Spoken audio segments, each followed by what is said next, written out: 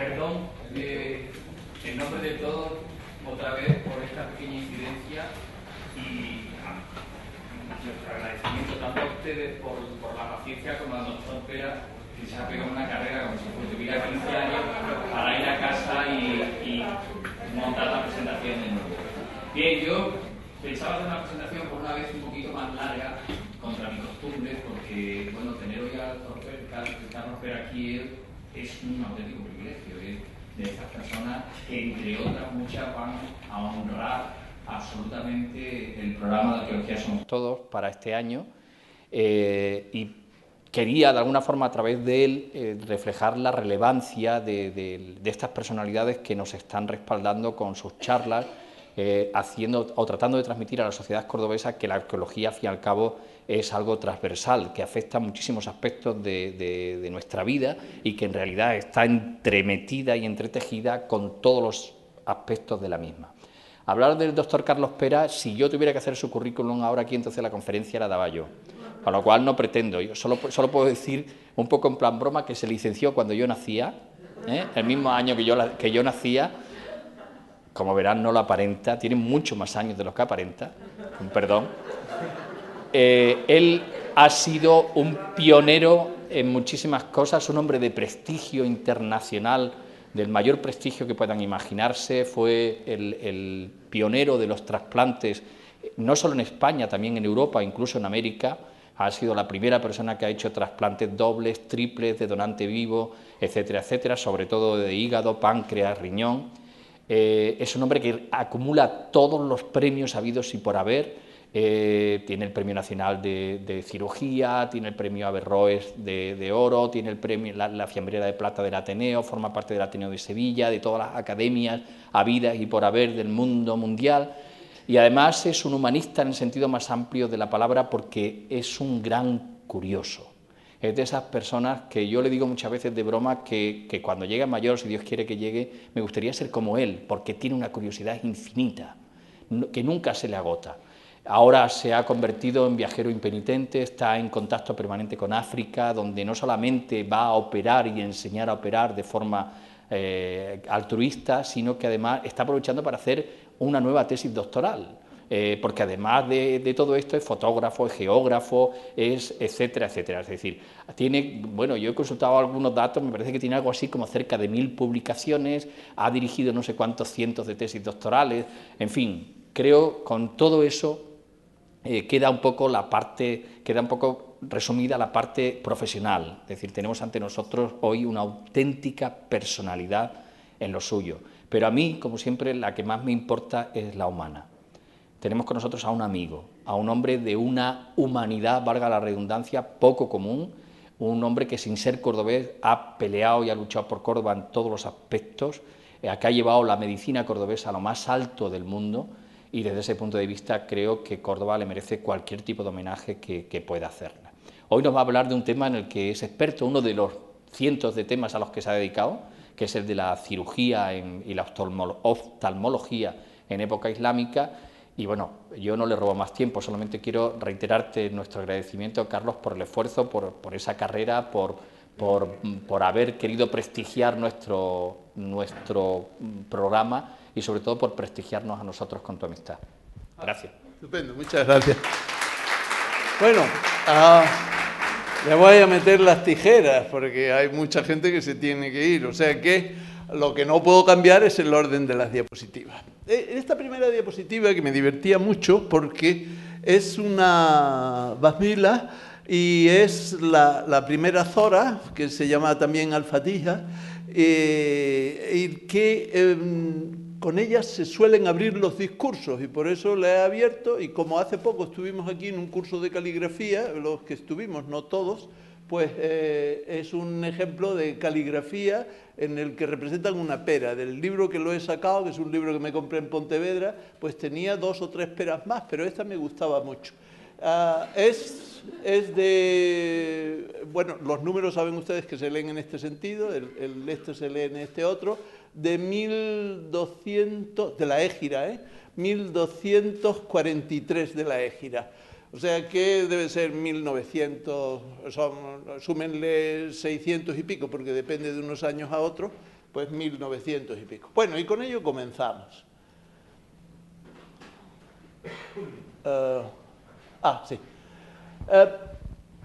Yo quiero subrayar esto, que la fuerza comunicativa, político-cultural de la sistemática filosófica árabe no depende tanto de esa sistemática y del ámbito mediterráneo, sino de la lengua árabe. Lo importante es que esos trabajos estaban escritos en lengua árabe, porque al hablar de medicina árabe hay representantes que son de raza árabe, otros son persas, hay quienes son cristianos como Johannes, etc. O sea que la importancia cuando se habla de la medicina árabe es que está escrita en lengua árabe y que se ha comunicado en lengua árabe, no que sea hecha por los árabes, sensu stricto.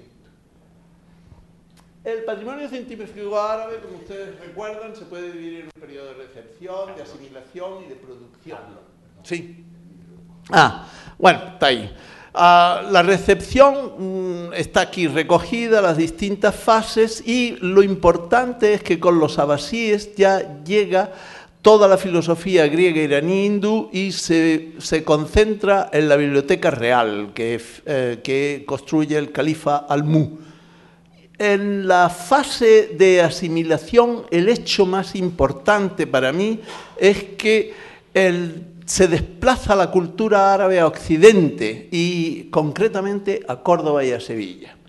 Hay un desplazamiento de la figura árabe. Y en la época de la cultura árabe, finalmente, dio de sí lo mejor, y lo mejor es no solamente que aporta grandes ideas, sino instrumentos, o sea que hay un equilibrio entre la teoría y la práctica, y eso lo vamos a ver muy mucho en la medicina. Y recuerden eso de que hay un equilibrio entre la medicina y la práctica, porque ahora comentaremos algo.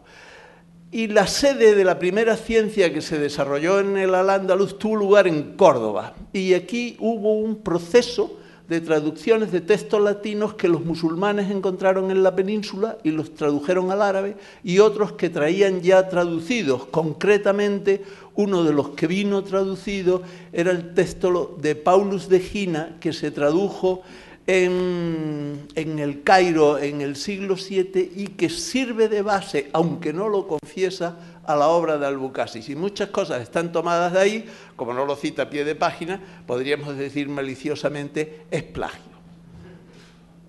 La siguiente. Y empezamos con Albucasis. Hay muchas formas de conocerlo. Unos que hacen referencia a su nombre, que era Abul Qasim Khalaf ibn Abbas al-Saharawi. Al-Saharawi, la parte final quiere decir nacido o de Medina Zahara. Entonces, la nisba, hay veces que la latinización de su nombre hace referencia a la nisba, al-Saharawi, al-Saharawi, saharauis, o hace referencia a su nombre, Abul Qasim, y Albucasis, Albucases, Abulcasis, etc. Y con todos esos nombres se le conoce en la literatura. La obra de Albucasis fue muy difundida y reconocida en el mundo cristiano occidental, después de la traducción sobre todo de Gerardo de Cremona. El mundo árabe islámico lo ignoró en líneas generales, no aparece en el Diwan y, por ejemplo, Averroes ni lo nombra. ¿Y por qué? Porque no pertenecía a la tradición de médicos filósofos, sino que era cirujano, y los cirujanos somos praxis por excelencia. Poca filosofía, al grano y a resolver el problema. La única cosa que tenemos de él es la que escribió Leo el Africano. De todos estos autores y todos estos médicos se tienen muy pocas notas biográficas. Esta que da de Leo el Africano unos siglos después, que dice de Saharawi, lo nombra por la nisba, fue médico de Mansori, de Almanzor. Y consejero también y próximo al Racis, y compuso un libro según el Canon de Avicena, que empieza por la cabeza y termina por los pies y viene ahí toda la medicina escrita, que fue es el gran libro de la medicina en el mundo árabe, y que es muy útil para aquellos que no tienen posibilidades de acercarse a los libros del mundo clásico. Y vivió 101 años. O y murió durante las guerras de la Fitna en el año de la Égira 44. En realidad, si vivió 101 años, como dice ahí, difícilmente pudo nacer en Medina Zara, a no ser que naciera 20 años antes, que después se fuera allí y después pasara unos años, no en Medina Zara, sino cuando ya fue abandonado en Medina Zaira, en la de Almanzor. Esa es la explicación que se puede, pero en realidad está vinculado a ello. Y es importante que sepamos dónde estuvo, porque dibujó muchos instrumentos y diseñó muchos instrumentos que no han aparecido. Su obra tiene 3 libros, una que concierne al uso del cauterio, que es la que tiene más instrumentos, otra que trata de las incisiones, perforaciones, secciones venosas y finalmente una que hace referencia a las fracturas y dislocaciones. Esta última parte es la que tiene menos importancia en realidad, porque prácticamente es un reflejo del libro de Paulus de Egina. Hay muy poca novedad en lo que ahí se refiere. Yo me dediqué a perseguir los manuscritos de Albucazi. Conforme iba viajando por Europa, pues me llegaba por las bibliotecas y los pedía y los buscaba. Sí, que no oyen. Y los buscaba. Bueno, pues esta es la biblioteca, la sala de lectura de la Biblioteca Nacional de Viena. Y este es la portada del códice, un códice que tiene el Rerum Novum, que es un códice que debe de ser del 14 y que es precioso y que está traducido del de Gerardo de Cremona. Tiene unas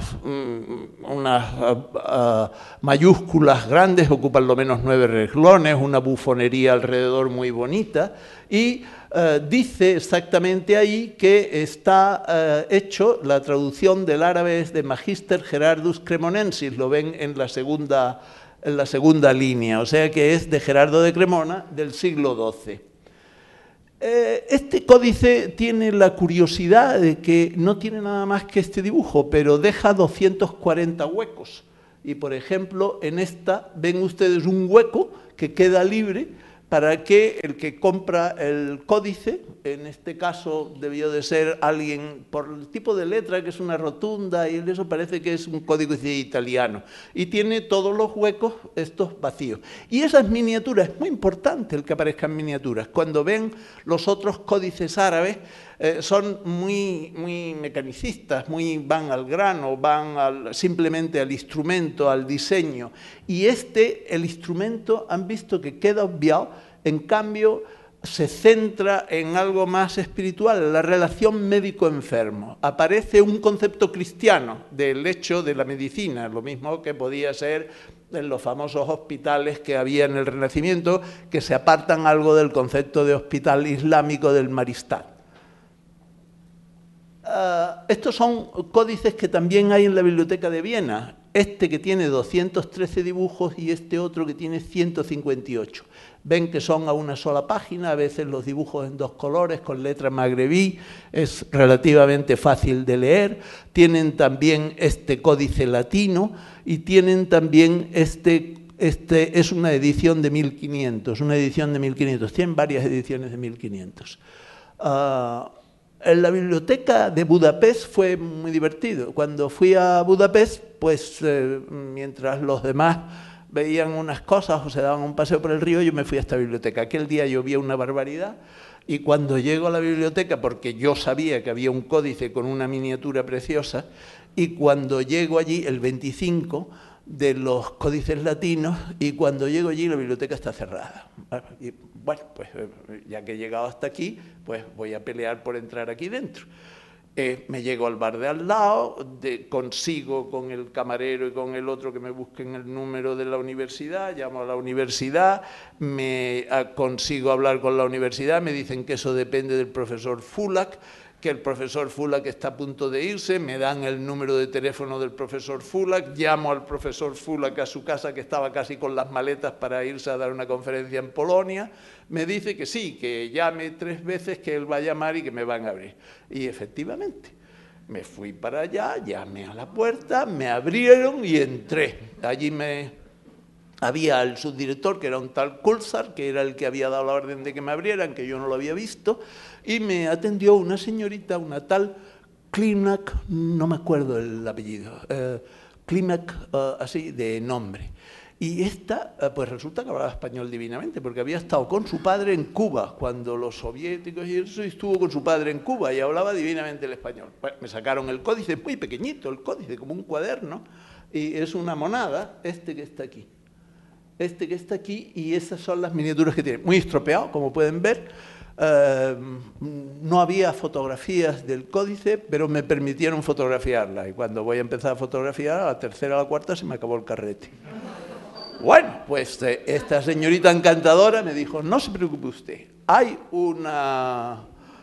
una tienda enfrente de fotografía. Allá que fui, compré el carrete, lo cargué, y bueno, entonces sacamos el códice a la terraza para que le diera el sol, para que yo pudiera hacer las fotos. Esta se fue porque tenía no sé qué, los niños me imagino. Vino un chico joven que hablaba francés, como ocurre en la mayoría de los países del este, hablan francés. Y bueno, pues estuve fotografiando y ahí es muy gracioso porque en este se ve el speculum vaginal aquí abajo. No lo veo. ¿Dónde está el ratón aquí? Sí, pero no me sale. Ah, sí, míralo. Tiene el speculum vaginal aquí abajo, tiene el forceps aquí, tiene otro speculum vaginal aquí, tiene una especie de lavativa que es como la jeringa aquí. Y es muy gracioso lo que hace el parto. Esta es la parturienta, está aquí asistida, y esta es la matrona. Y el médico está detrás. El médico no toca a la parturienta, lo hace a través de la matrona. Pero en algunos sitios, como en Persia, he visto códices persas que la matrona ejerce ella sola, porque es médico. Tiene un nombre, no me acuerdo cómo se llama, y puede ejercer ella sola, pero es muy curioso que tienen ustedes aquí el médico, la matrona tomando instrucciones, y va a asistir el parto. Está tiesa, no está en la mesa como debe de estar, pero es sumamente gracioso. En el Escorial hay un libro, que es este, que pertenecía a la biblioteca de don Diego de Mendoza. Esta es la firma y el signo con la cruz y la raya del secretario de don Diego de Mendoza. Y fíjense ustedes aquí que dice que pertenecía a Rasis, o sea que cuando lo inscriben dentro de la biblioteca, no lo inscriben como de al-Saharaui, de Al-Bukasi, sino como de Races, que era un famoso cirujano persa. Y tan es así que efectivamente vuelve aquí a señalar que era de Race, y aquí con una segunda mano corrigen después y dicen que es de al-Saharaui. Está corregido después y dicen que es del Saharaui. Esto es curioso porque este códice que está en el Escorial es de los pocos que hay en España. Ahora les diré, hay 4 o 5 nada más, del volumen 30, no, hay de algunos otros volúmenes. Son 30 volúmenes la obra de Albucasis, del cual la que se tradujo al latín y la importante es el tomo 30, que tiene 3 libros, que es estos son los manuscritos de Kitab que se encuentran en España. Solamente este, que está en muy mal estado de conservación, que está en la avenida Sacromonte, este que es el del Escorial, y este que es el 29, este que es buena parte del 2 y del Tratado 1, y este del Tratado 1 y del Tratado 2, que hacen referencia a la dieta, a la higiene y esas cosas. Pero no son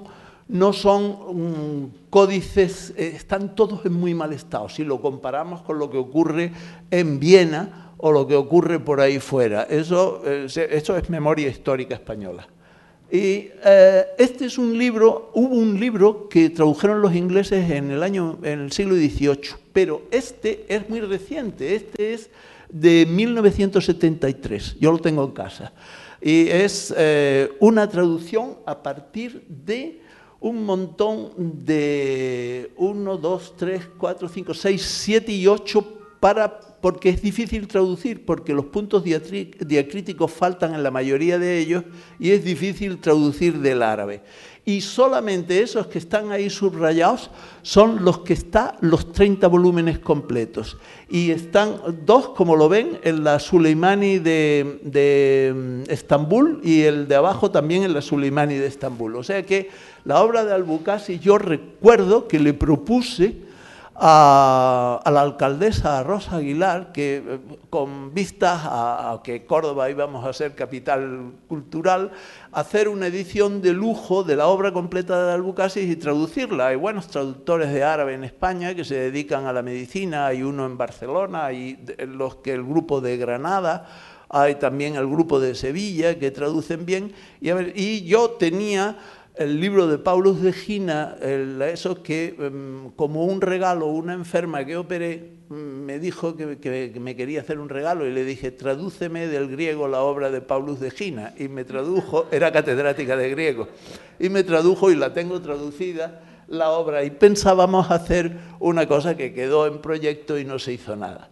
Las aportaciones originales de Albucasis son fundamentalmente esta de aquí, la guillotina, que en este códice del Escorial no se ve tan bien como aquí, que es como unas tenacillas que le metían el depresor que está ahí arriba, que no es de él, en la lengua, y ¡plá!, cerraban el eso y ¡pum!, amígdalas para afuera. Y el otro a chillar y a sangrar en el trapo, como ocurría antes. Esta otra aportación interesante de él es el litotriptor, con esta forma tan curiosa, que corta por dos lados y sirve para extraer las piedras grandes de la vejiga a través del periné. Cortaban, allí metían el dedo y sacaban la piedra. Sí, sí, la cara que ha puesto ese señor es para eso. Este es el speculum vaginal, es curioso porque es original de él, el speculum vaginal. Ustedes se tienen que imaginar que esto no tiene profundidad ni perspectiva. Por ejemplo, aquí estas dos laminillas, este es el himen y el introito vaginal, y estas dos laminillas se meten aquí, con los tornillillos se apartan y se ve dentro. Exactamente igual este otro dibujo que es del Códice 25 de Budapest, o este otro que parece un poco los romanos, o este otro dibujo de otro códice. He puesto varios dibujos para que se hagan una idea. O sea que la endoscopia realmente empieza con Albucasis. Otro es interesante, que es un bisturí articulado oculto, de tal forma que para gente que era miedosa le ponían aquello, nada, y cuando estaba así, ¡pum!, apretaban un botoncillo que tenía aquí y esta cuchilla que había, ¡pa!, salía y les pinchaba. Se parece mucho a lo que usan ahora en los laboratorios para el dedito, para sacarte la sangre. El trocar de paracentesis, que también es original de él. Este forceps, que es como los actuales, lo que pasa es que miren ustedes los dientecillos que tiene, porque esto lo diseñó él para sacar fetos muertos. Pero en el fondo es el mismo concepto que el forceps actual, y ahí en el otro códice. Inventó la jeringa, miren la jeringa, porque no hay ninguna. Y las tijeras rectas, porque las tijeras que había son las de pico del oro, cezallas que había en la antigüedad, pero las tijeras rectas, yo no sé si ya estaban en el mundo árabe en su época y la incorporaron a él, o él diseña estas tijeras un poco más finas y que son las mismas que usa después Al-Ghafiqi para el pannus, etc. O sea que esto es la traumatología, y lo único que tiene interés es que en ese códice que yo les he enseñado tan bonito de Viena, pues tiene este dibujo muy bonito, y estos son los códices, mientras que en los códices árabes los dibujos son muy simples. Pero él tuvo más cosas originales, por ejemplo, el cerclaje de los dientes, y si faltaba un diente lo hacía con un huesecillo. El tratamiento de las hernias, que lo hacían por cauterización. Esto, imagínenselo, que en vez de ser así recto, está codado. Y entonces eso lo calentaban de hierro, y cuando ya se ponían eso, vaciaban el saco herniario, y tal como está ahí, con la anestesia, que ya ven cuál es la anestesia, estas sogas que hay aquí es la anestesia. le quemaba y llegaba la quemadura hasta el pubis. Esa quemadura le daban después opiáceos y esa quemadura era tan profunda que después hacía una escara muy fuerte y ya por allí no salía nada, por supuesto, con atrofia del testículo, etcétera. Esta misma, para que vean cómo es el que tiene esta cosita aquí, le está cogiendo el sacorniario, y estos son los instrumentitos que hay en la Torre de la Calahorra, que hay una colección, pero que eso lo ha hecho eso lo regaló Garodí y está hecho por un artesano marroquí y copiado de dibujos, o sea que no tiene ni está con profundidad ni nada, sino que ven que no tiene dimensiones. Esto en realidad debía de estar como está aquí en el dibujo, ¿lo ven en el dibujo como está? Que está acodado, así debía de ser, o sea que están mal hechos eso. Y para reclinar las cataratas, él, como las cataratas llegaban muy evolucionadas, pues a veces la esclera era muy fuerte, y estos son de Marsh y Huntington, es el nombre de los documentos de Albucasis que están en las bibliotecas Bodleian, son el manuscrito Marsh y el Huntington que están en la Bodleian de Oxford y que están reproducidos en el libro de Spinky Lewis. Y aquí están los instrumentos que usaba, este para cortar la esclera y este para reclinar el cristalino, porque no lo quitaban como hacen ahora, sino que reclinan el cristalino. Este es el libro que me tradujeron de Paulus de Gina, donde yo he podido comprobar cuáles son de él, pero vamos, que está muy estudiado en el Spinky Lewis. Es un libro que uno hace la traducción y el otro hace unos comentarios sobre esa cirugía y las otras cirugías, las de Celso, las latinas, las griegas, etc. Es un libro fantástico, no se puede hablar de Albucasis sin haber leído ese libro. Y pasamos a la guía oculística. Aquí tienen cómo se llamaba, Muhammad ben Qasim ben Aslam al-Ghafiqi, y aquí está Muhammad ben, el otro ben y el de eso, y al-Ghafiqi. Aquí se ve al-Ghafi, está en la F y el Ki, ese es su nombre. Y este es como se llamaba la guía oculística, al-Mustis al-Kol. Al-Hol es los colirios, el colirio negro, y en realidad también significa el colirio, el tratamiento por colirios, porque el oculista es al-Hal, le meten una vocal larga. ¿Dónde nació? Pues según Miguel Asín Palacios y Aurora Cano, aquí en el Guijo, pero el problema es que el Guijo surge como aldea en el siglo XIV y este es del siglo XII. Y lo que aparece en la guía de Andalucía es que es de la fortaleza de Belalcázar, que yo creo que ya queda muy poquito en pie, yo creo que nada más que la torre del homenaje, porque en el fondo esta se llamaba Ghafiq. Ghafiq era el nombre de esta fortaleza, y todos los que nacen, como el farmacólogo Jafar al-Ghafiqi, que es el emir de Córdoba de Ramán al-Ghafiqi, o el oftalmólogo al-Ghafiq, que es el que nos trae, que son todos los que nacen ahí que llevan ese nombre. Lo gracioso es que los guías, en esto que lo habrán visto todos ustedes frente a la Facultad de Filosofía, los guías dicen que las gafas se dicen en castellano gafas porque vienen del nombre, lo toman de al-Ghafiqi. No es cierto, pero queda gracioso. Por ejemplo, en su libro, desde el folio 256 al 272, que en el fondo es una copia de la Living Isa, que habla de los miopes y de los hipermétropes, no menciona para nada las gafas. O sea que si los miopes y los hipermétropes no usaban gafas, pues es que él no tiene nada que ver. En el año 340 y 420, por ejemplo, Hieronymus, pues, que es el patrón de los ópticos, se le representa con leones, calavera y con gafas. Y los frailes de la Edad Media desarrollaron una piedra, según las teorías de este matemático, o sea que son anteriores a él. Y Roger Bacon también, bueno, este es casi coetáneo con él. Y bueno, los chinos son posteriores. Pero que quiere decirse que las gafas existían antes que al-Ghafiqi, que él no inventó las gafas y que el nombre le viene de la fortaleza. Él escribe un libro el Al-Musri, que tiene 7, son 6 tratados, y el más interesante es el tratado del ojo, el tratamiento del ojo, y que empieza a tener interés a partir de la página la 171 Rectus. Es original el tratamiento del Pannus. Es curioso porque el tratamiento del Pannus no está mencionado en la literatura griega. Y él, pues, diseña, fíjense ustedes estas tijeras que tiene aquí para quitar el Pannus, con las tijeritas esas rectas que son iguales que las que hemos visto diseñadas. El Pannus es como una especie de tejido que va creciendo sobre la conjuntiva y que y tú lo retiras con las tijeritas y con unos garfios pequeñitos y lo estirpas y vuelve otra vez a quedar clara la córnea y vuelve otra vez a verse. Y las tijeras que hace Al-Ghafiqi son muy parecidas a las tijeras que diseña Albucasis.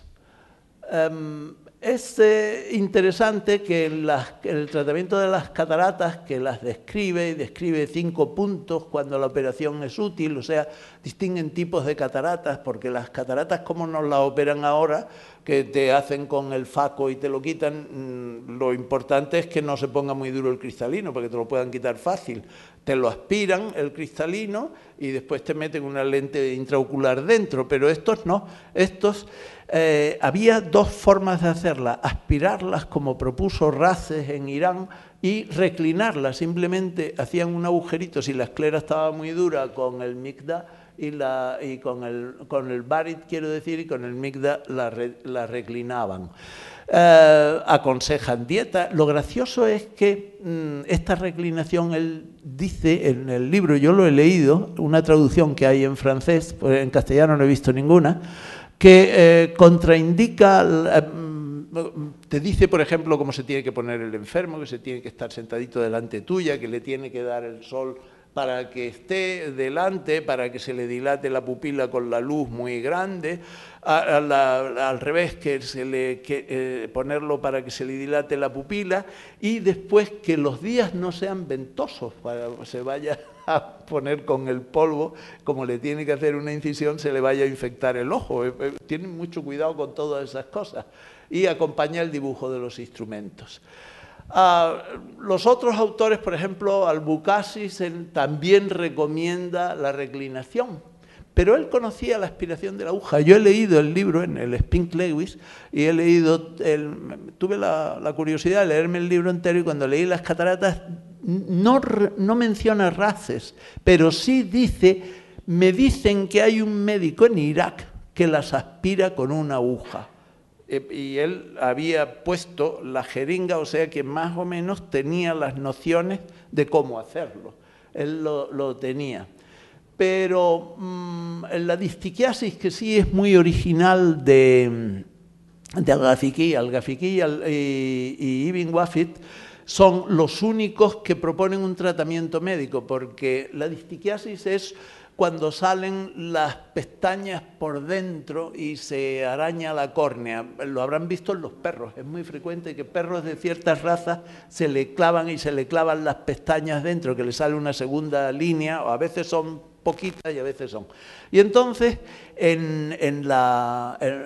Al-Ghafiqi lo que hacía era primero hacer un tratamiento médico, y si no iba, entonces era cuando intervenían quirúrgicamente. Y el tratamiento médico, igual que Ibn Wafid, que propuso eso con raíces de ruda y sangre de chinche, hacía una mezcla y con eso quitaba ahí los pelos del bigote de las mujeres, era lo que quitaba, es muy gracioso. Y si esto fallaba, ya pasaba a la intervención.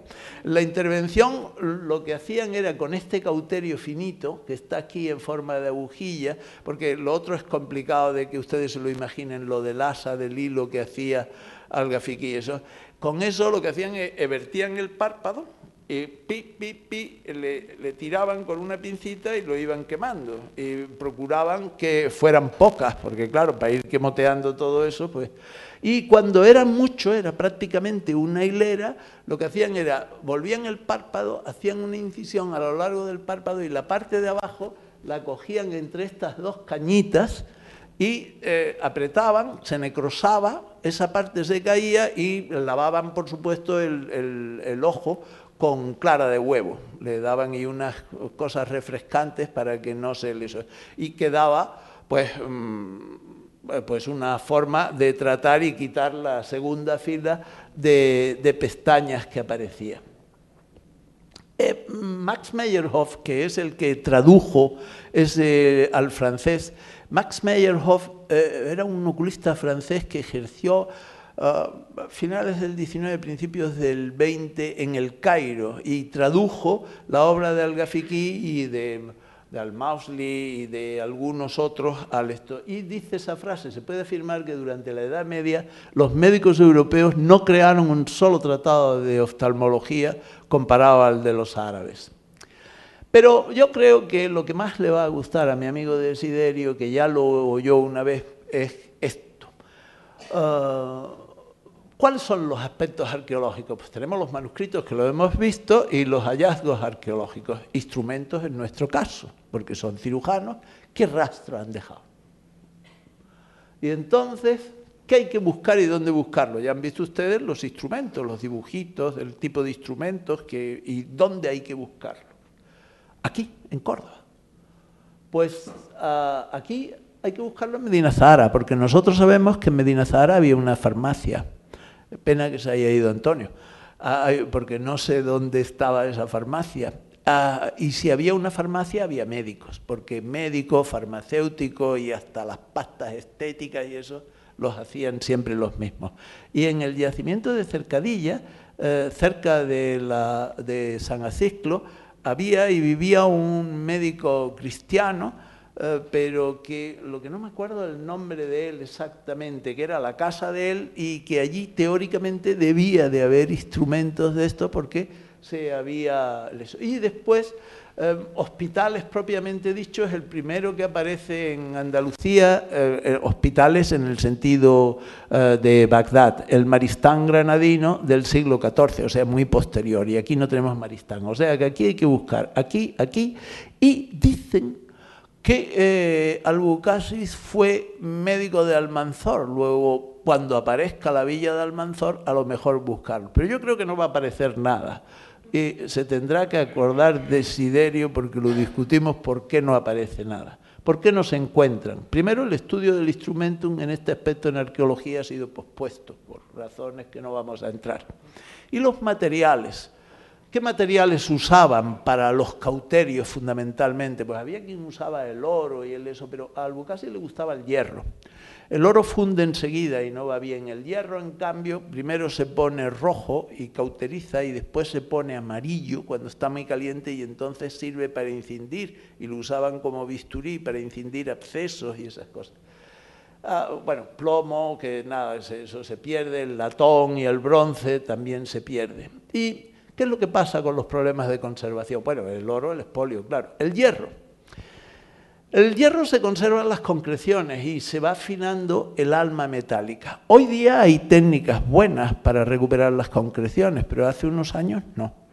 Y entonces esto pues se pierden, se quedan las concreciones, se pierden, el alma es muy fina y eso se va perdiendo. Hasta hace 10 años prácticamente no se sabían recuperar. Ahora hará unos años esto, cuando lo hablamos, haría 2 o 3 años que hablamos de esto en la facultad, ¿no?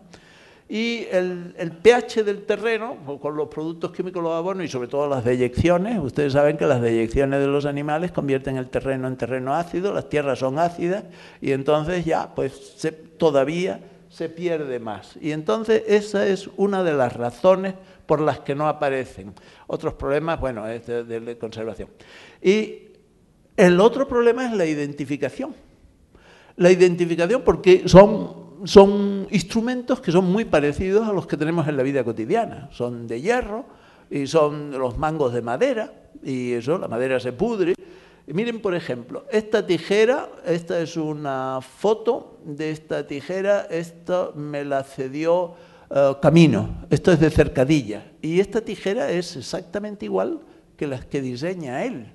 O sea, esto es un instrumento casero, es un instrumento quirúrgico, en Cercadilla, estaba cerca de donde estaba no me puedo acordar cómo se llama, Ibin, no sé qué, la casa de... o sea, que puede ser un instrumento quirúrgico, qué sé yo. Por ejemplo, esta balanza, que la fotografié yo entre las cosas que había en cultura, que tenían camino y eso, es una balanza de precisión que sirve para pesar medicamentos. Los médicos en aquella época no son como ahora, que era pues que uno que es cirujano y el otro que es médico, no, y el otro que es oftalmólogo. Allí es como yo me encontraba en el África Negra, allí hay que hacer de todo. Lo mismo tienes que hacer la cesárea, que tienes que operar y ver los ojos y tomar la tensión de un ojo, como curar un paludismo. Pues en eso ellos hacían de todo y, entre otras cosas, fabricaban sus propios medicamentos, los pesaban. Pero es que también esto podía haberse usado para las cosas de estética, de maquillaje, etcétera. O sea que no es obligadamente de uso médico. Esta otra colección de instrumentos que yo fotografié en Cultura, que también me los dejó fotografiar Camino, pues estas cucharillas, lo mismo podría ser una cucharilla de raspado, que podría ser una cucharilla de coger pequeñas cantidades para la balanza, o sea que podían ser de usos caseros o de usos de no obligadamente son instrumentos quirúrgicos. Y exactamente igual, esto puede ser un estilete de un médico y esto una espátula para eso, y esto unas pinzas, pero estas pinzas también las usaban en farmacia y las usaban en otras cosas. O sea que son instrumentos quirúrgicos, pues puede que sí. Estos son de Cercadilla, todos estos que ustedes ven aquí son de Cercadilla. Y ahí se sabía que había un médico curioso, pero son de casa del médico, yo qué sé, es muy difícil afirmarlo.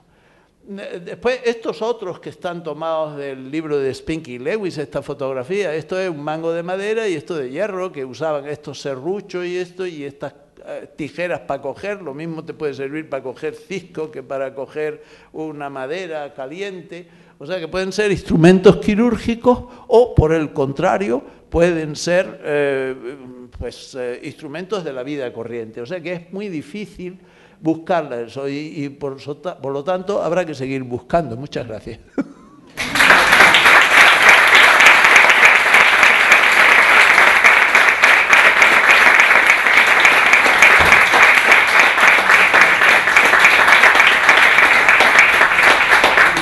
Si alguien tiene alguna pregunta, yo con mucho gusto le atiendo lo que quiera.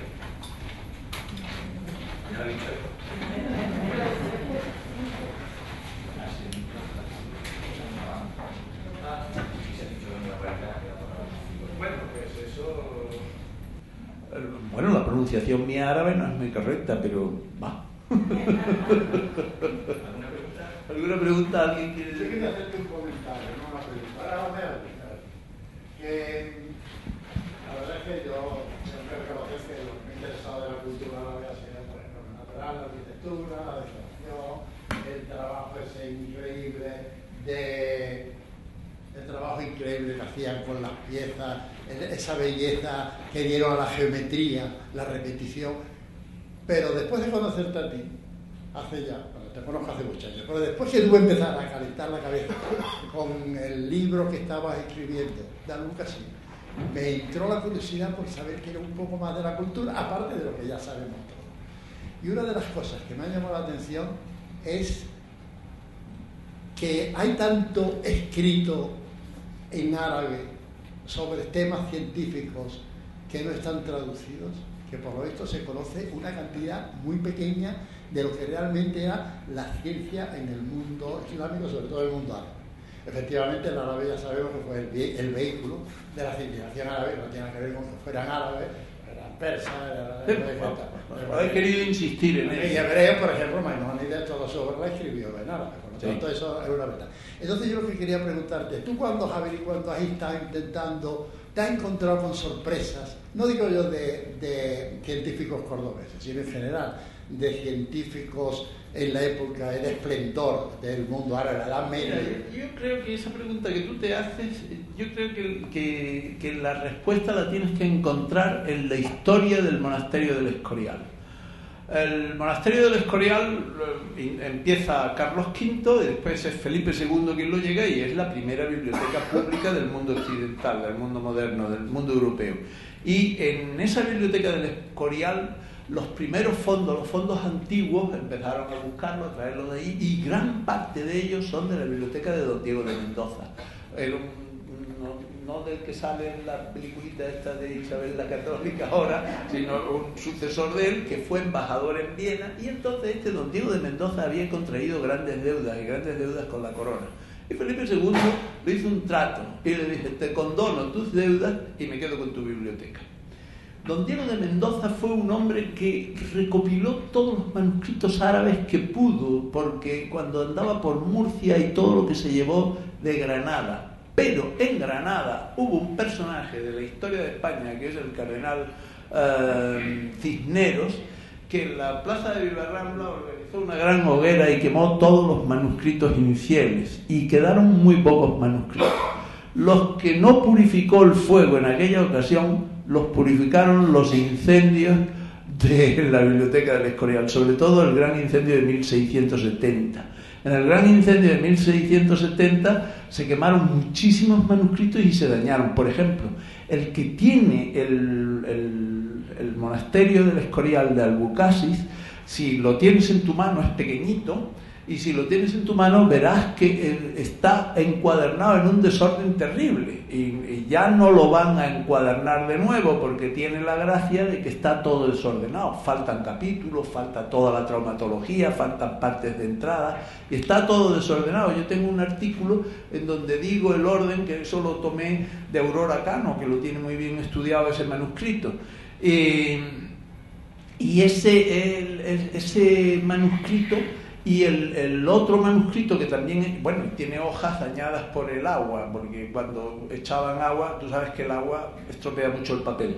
Y el otro manuscrito, el libro de Algafiquí, digo Algafiquí porque es una vocal larga, como termina cuando lo escriben en árabe. Habrás visto que lo escriben en árabe con la I, esa luego es larga, es como si estuviera acentuado. Tiene alga, porque es larga, y fiquí, alga, fiquí, es como debe de decirse.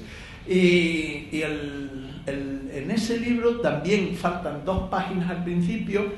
Hay una parte que está estropeada y está escrito por una segunda mano, y después, a partir de, no me acuerdo cuál, la 100 y pico para adelante, prácticamente falta, está comido por el fuego todo el borde inferior, y ahí no se puede leer, toda esa parte de abajo no se puede leer. O sea que el fuego del gran incendio de 1670 lo que más dañó fueron los manuscritos árabes, más que los manuscritos latinos. O sea que desgraciadamente el fondo grande de manuscritos árabes que tenía la biblioteca del Escorial se lo comió el fuego, y la primera purga que hizo Cisneros, es que iba a decir Cardenal Segura de Sevilla, de mi época. No, Pedro Cardenal Segura y Sanz, arzobispo de Sevilla.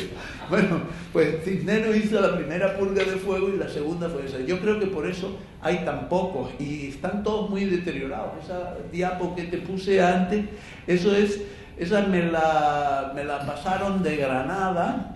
En un email la recogí porque yo andaba detrás de ese manuscrito que está en un monasterio cerca del primero, que ese sí es de la cirugía de Albucasis, sí. Y quería verlo, pero está muy deteriorado, me han dicho, y no hay forma. No, pero yo me refiero, Carlos, no solo a los de los manuscritos del Escorial, sino en general a toda la literatura que tantos polígrafos árabes escribieron, que no detallaban, solamente se dedicaban a nombrar fulano de tal, médico, nació tal, pero que sabiendo que existe eso, incluso que se conocen dónde están los originales, parece ser que falta una investigación en profundidad de lo que era la cultura sumeriana, y que, por ejemplo, en la Edad Media se hacen las primeras traducciones al latín, Sí, pero que eran malísimas, por visto, según el informe de Teo, que eran malísimas y que incluso se decía, por ejemplo, que le achacaban a Avicena libros que él no había escrito.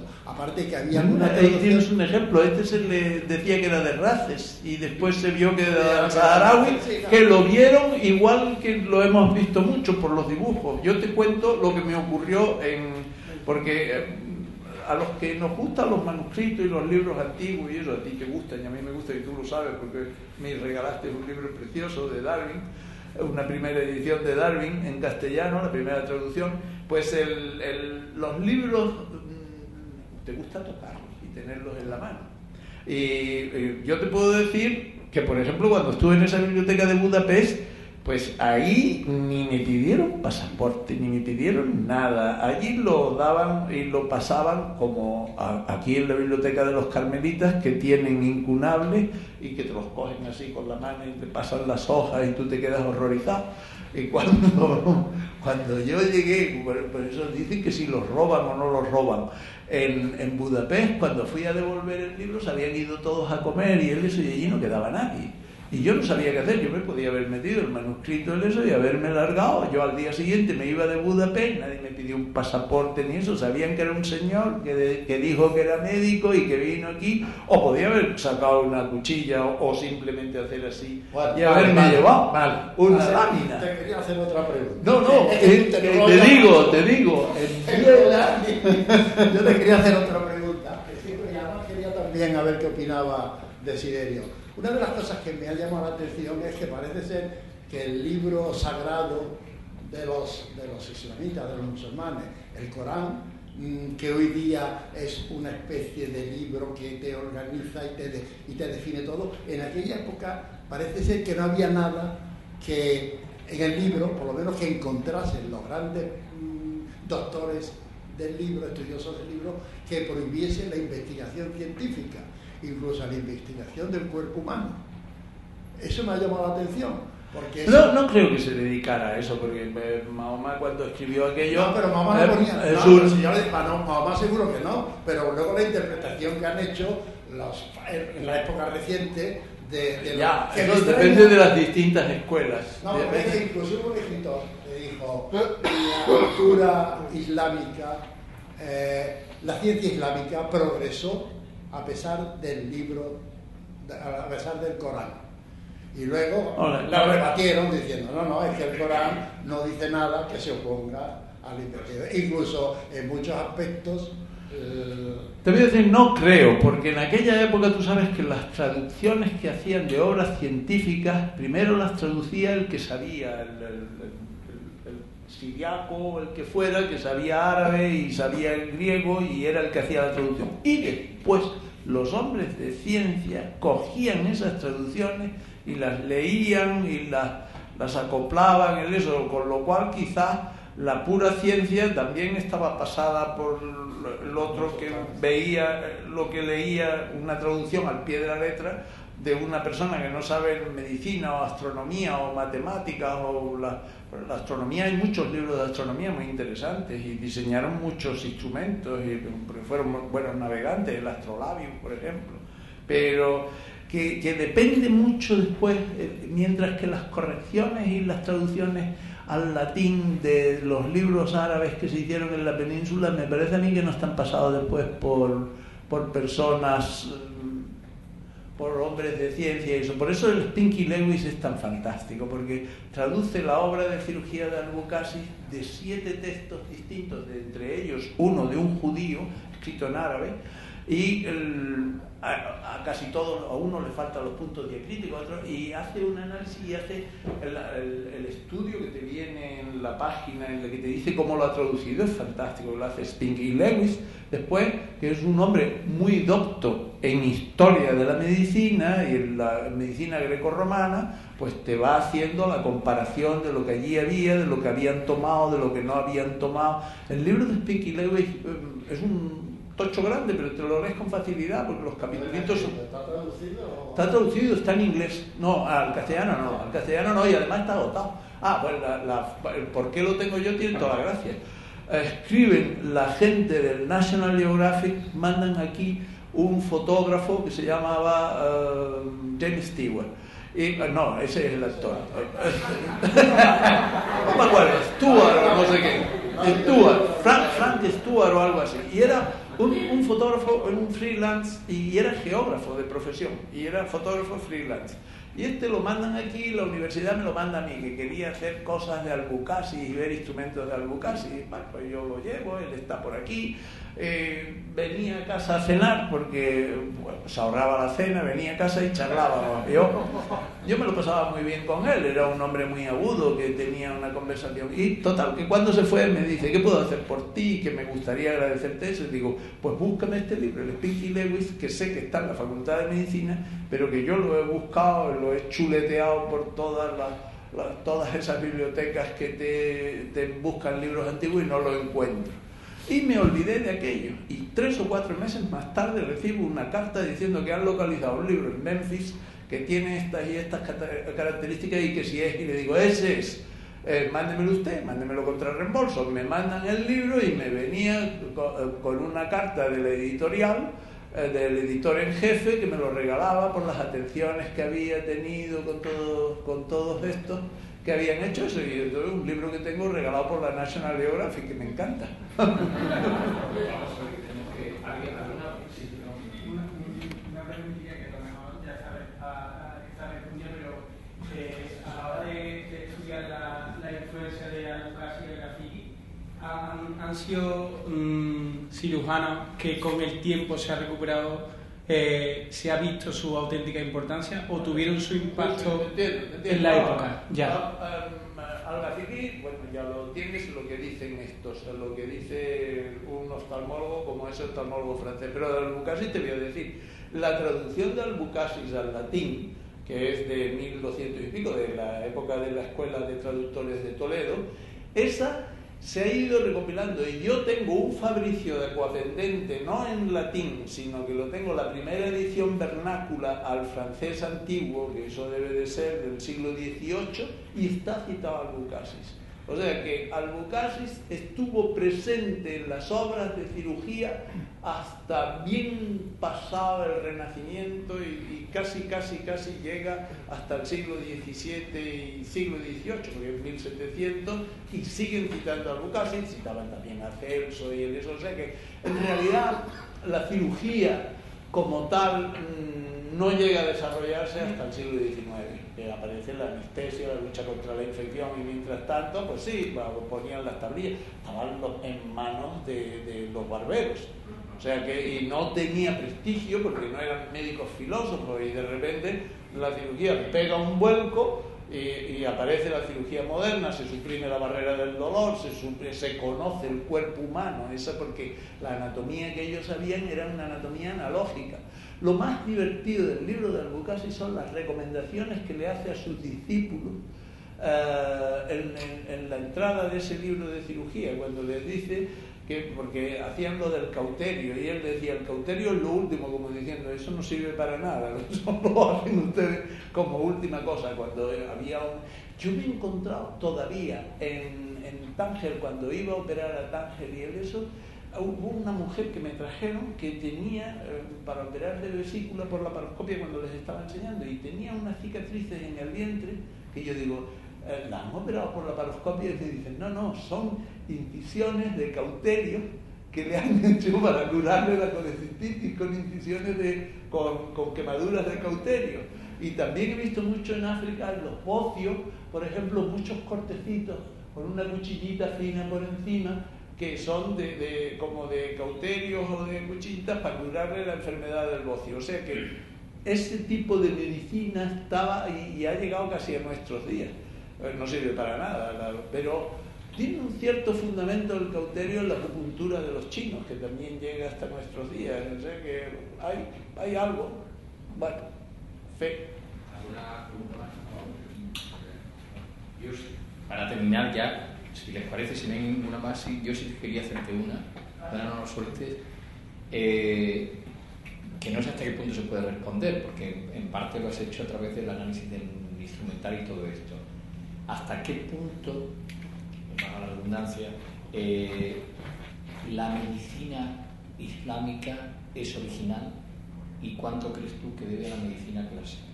Bueno, porque a mí me da la impresión un poco de que en realidad la medicina clásica nos ha llegado en buena medida a través de los árabes, pero que hemos perdido la referencia de los clásicos. Te voy a dar un DVD. Vinieron aquí la cadena cuarta de la BBC y hizo un programa en el que hablaban con gente de otros sitios y con astrónomos para el astrolabio y eso, y no sé por qué llegaron a mí y me hicieron sobre la cirugía y la entrevista en Reina Sofía. Y había uno que estaba empeñado en que yo dijera que la cirugía occidental, la cirugía nuestra, había aprendido de la cirugía árabe. Y yo le decía que no, que había aprendido de la cirugía grecorromana. Algo habían añadido los árabes, pero fundamentalmente habían sido un bridge, un puente. Y yo creo que han sido un puente muy interesante, pero la gran cosa del Renacimiento es que cuando cae Estambul y todo eso, y los documentos, los manuscritos griegos y romanos, los cogemos los originales y no los que traíamos vía traducciones arábicas, vuelve otra vez el Renacimiento y vuelve a entrar otra vez la cultura grecorromana por donde tenía que haber entrado, de Grecia y para aquí.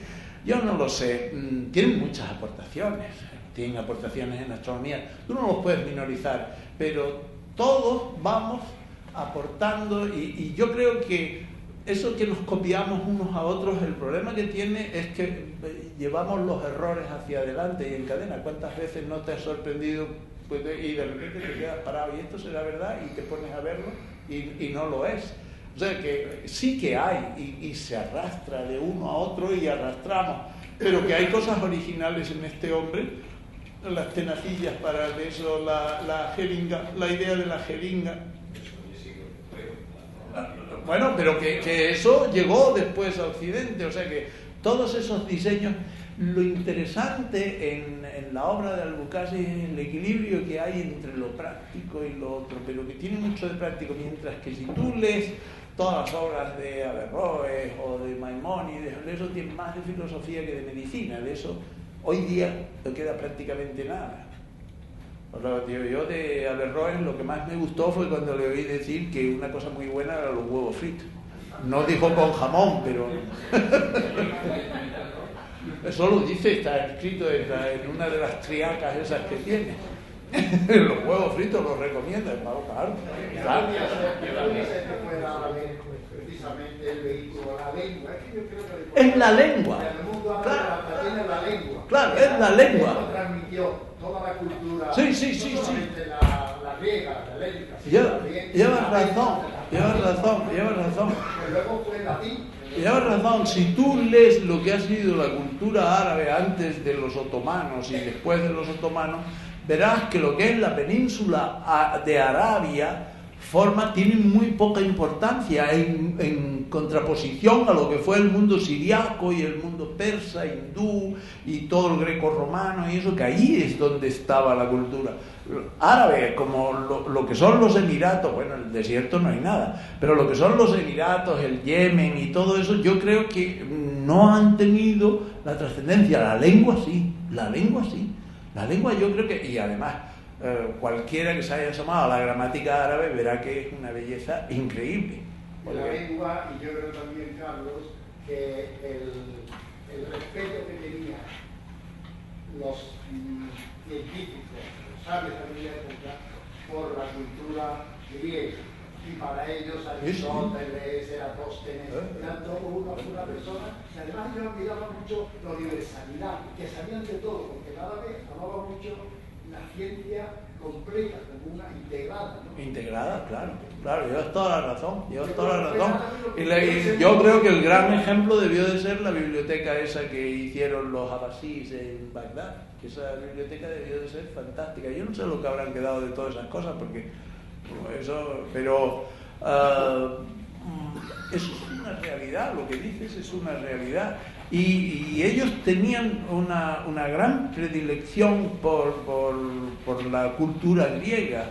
De hecho, a mí siempre me maravilló, desde las primeras veces que yo estudié en el colegio la filosofía griega, aquellos tíos que se paseaban por su mundo conocido, que era Grecia, el Asia Menor, el esto y un poco Creta y Egipto y Alejandría, y se lo habían pateado, andando a caballo y a remo. Y todos ellos habían viajado todo aquello antes de ponerse a escribir, y ellos conocían el mundo. Cuando uno ve tanto cateto que no sale de su pueblo, pues te quedas fascinado. Hay que viajar y abrir los ojos. Con esa reflexión, que además nosotros le transmitimos siempre a nuestros alumnos, terminamos. Muchísimas gracias de nuevo al doctor Pera, como les dije, merecía la pena. Gracias a ustedes por su paciencia, con las disculpas reiteradas por la pequeña incidencia, y gracias especialmente a Casa Árabe por cedernos este marco absolutamente excepcional y por darnos la acogida que siempre nos da. Gracias y buenas noches.